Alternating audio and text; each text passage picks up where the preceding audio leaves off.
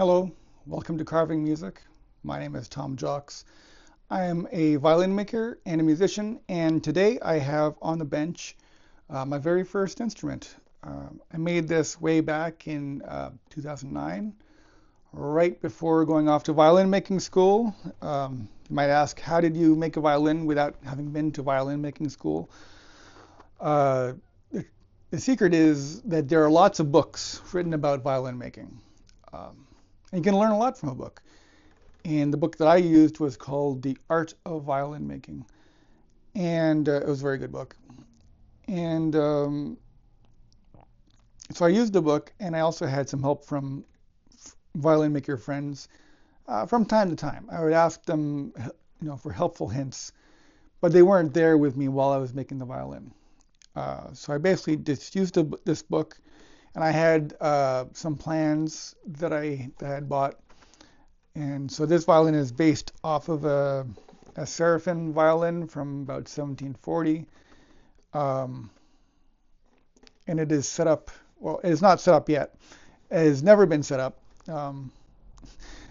I say I finished it before going to violin making school. I did not set it up before going to violin making school. It was done in the white. It hadn't been varnished yet. Obviously no pegs, no bridge, no strings, no nothing.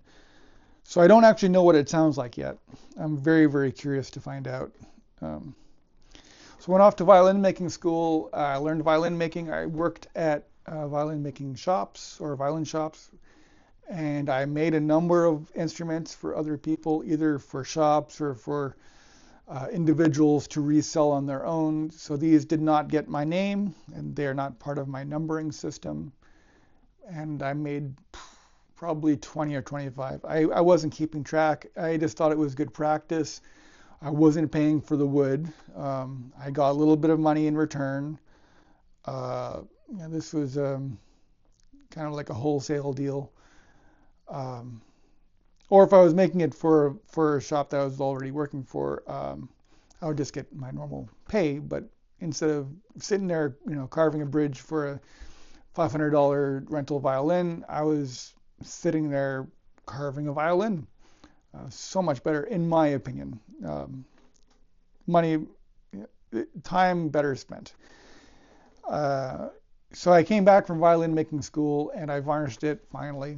And then I took it out of the box where it was and I varnished it and I put it back in the box. And it sat there for years. And now here I am. I've been on my own for a year and a half. I have not made a new violin since I've been on my own. I thought I would have a lot of time to do that, and I suppose I did. But I've also been given some restorations to work on, conversions into Baroque. You've seen that in some of my other videos. Those projects are coming to an end. I have a few more that I need to get done. Hopefully by the summer I'll have everything sort of wrapped up, and then I can really start making new instruments. I have thoughts that I want to share, and the thoughts that I have to share are about violin pricing, how to charge for your instruments, or how I'm going to charge for my instruments. If you're a violin maker, do what you want to do. But this is my 2 cents on what would make sense to me and what does make sense to me in terms of my own pricing. The topic of how to price your work is it's very interesting to me, and I had a hard time with this actually. I think anyone, when they're asked to tell you how much something that they make is worth, a lot of people have a hard time with that because they don't know. I've been in and out of violin shops for a very long time, and I have a pretty good idea of how my instruments stack up. Nonetheless, I also recognize that I am not a recognized name yet. There aren't enough of my instruments out in the world that have my name that someone can say, oh, I own a Tom Jocks violin, or a cello, or a Tom Jocks viol de gamba. There just aren't any out there. And I know that because they're all here. I play on my own cello that I made. I play on my own gamba that I made. Aside from that, I have a bunch of violins that I made back in the day. And these are the violins that I'm actually working on setting up right now. That's not to say that those are the only instruments of mine that are in the world. However, those other instruments of mine I made for other shops as their house brand. They did not receive my signature or my name. They're not included in my numbering system. So right now, there's a good 20, 25 violins out there that I made that somebody has, and they don't know it because it has some other brand in there. And that's fine. That's fine. I hope they're enjoying it. But now's the time for my name. So I have some violins here, and I had to figure out how to price them and how to price violins going forward. What is fair? What is, for lack of a better word, right to charge? Because you have to acknowledge a few different things. My making now is not going to be the same as it's going to be in 5 or 10 years. It's not going to be the same after 50 violins or after 100 violins. It's going to change. Hopefully it's going to get better.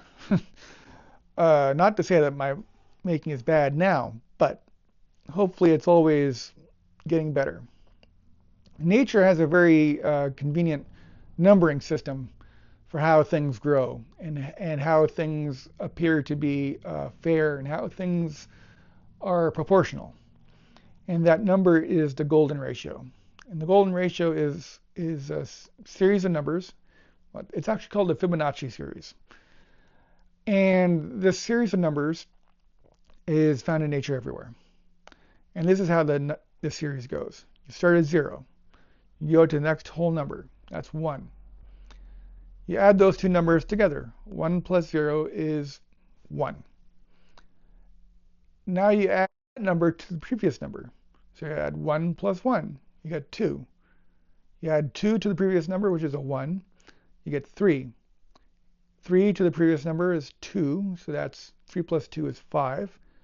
5 plus 3 is 8. 8 plus 5, 13. And so on and so forth. And the higher in the number you get, the closer it gets to this true Fibonacci number, the true golden mean, which is 1.618 and a bunch more numbers. But the higher you go, basically you get closer to that perfect ratio. So I'm following that, except I'm adding a 0. So my first 10 instruments, my next 10 instruments, then my next 20 instruments, my next 30 instruments, my next 50 instruments. These will all be different stages where I change my prices. Because I think that is a pretty good way to gauge how I will be improving.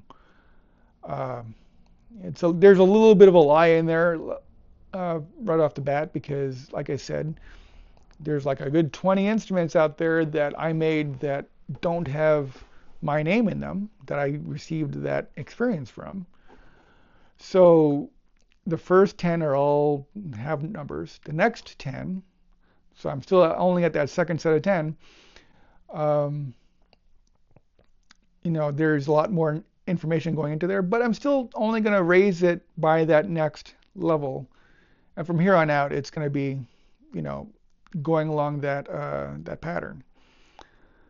I think that's a fair way to price work as a newly independent violin maker, as a new violin maker's name. I think that's a fair way of doing it. So the price for these violins, my first bunch, they're going to be $4,000 US. I think that's a pretty fair price, actually. Especially even for the first bunch of violins, they're quite nice. 2 of them are set up and playable, and I think they sound quite nice. They're powerful and bright, with a good low register. The others I haven't heard yet because they're not set up yet. When I made them, I was a little bit embarrassed by them when I looked at them afterwards. Not because I think they're bad, but because I was always moving forward. I was always getting better. So as soon as you get better, you look at the last thing like, oh, that's terrible. No, it wasn't terrible. It's actually pretty good. It's just that the next thing is going to be better. And so I kept trying to ignore the past and always get into the future. And in order to do that, I would just not set things up. So now I'm going to set them up.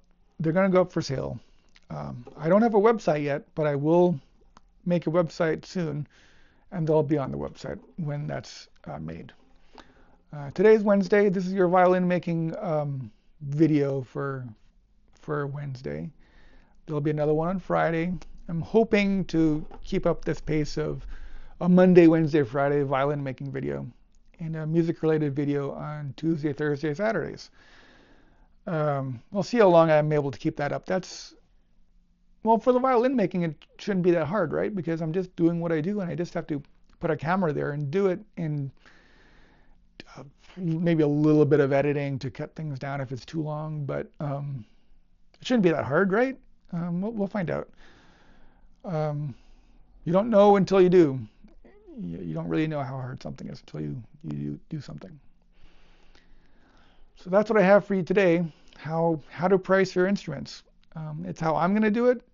I think it's a pretty good way of doing it, but everyone has their own way. I'm curious to find out if anybody has any other ideas. Always curious to see other people's point of view. Anyway, thanks for watching. Thanks for listening. We'll catch you on Friday as I've set some of these things up, and you'll see the process that I go through to do that. See you next time. Bye.